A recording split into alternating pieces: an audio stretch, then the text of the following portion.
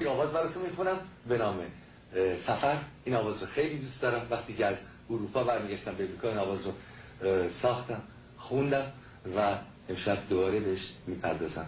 امیدوارم زیاد غمگین نشین. خودم وقتی این آواز رو میخونم خیلی قصه میخورم. تنهاتون میذارم با آواز واقعا زیبای سفر. صدای من نه، آهنگ زیبا که من سعی کردم خوب بخونم.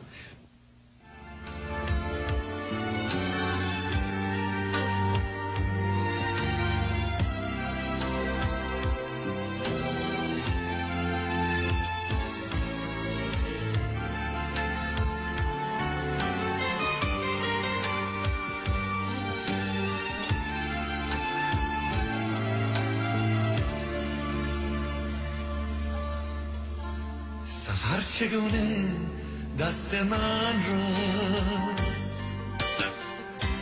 از آن همه گرمی جدا کرد،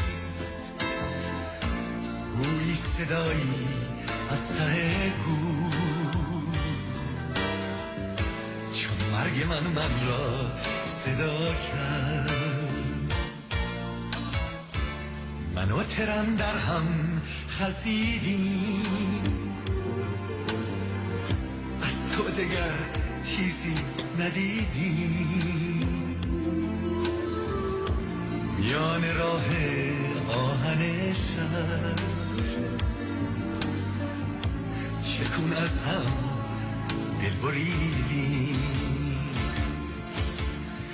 از پشت دیواری پر از تو را میان خانه دیدم،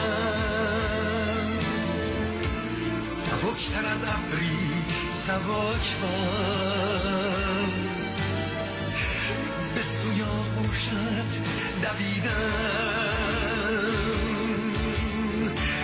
زمین از آغازش جدا شد، هوا پر از قهر صدا شد، صدای اندوه درونم چگونه خالی از صدا شد.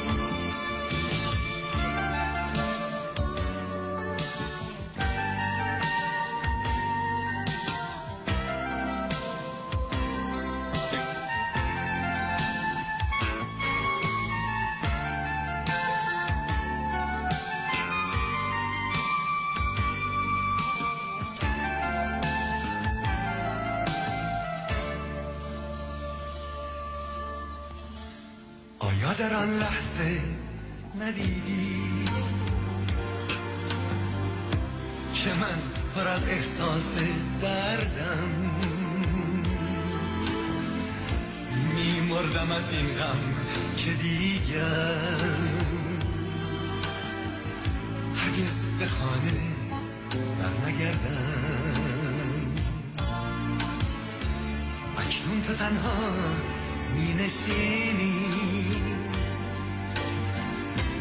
تنها میان خاطراتم، من می خزم چون سایه‌ای دور روی نگاه سرد و ماتم. حس می کنم چیزی نمانده جز فکر خانه در سر من. با من یکی شو بعد از این راه، ای ابتدا و آخر من. سوت ترن آواز تلخیست که از ارتعاشش می شدم سوس. با آن چگونه می توان زیست، در آن چه چیزی می توان جست. روزی دوباره می شود باز، دروازهای بازوانم میگیرمت هر جا که باشم، در بازوان ناتوانم. سوت ترن آواز تلخیست که از گر تارش پیشوم سوز بان چگونه میتوان زیست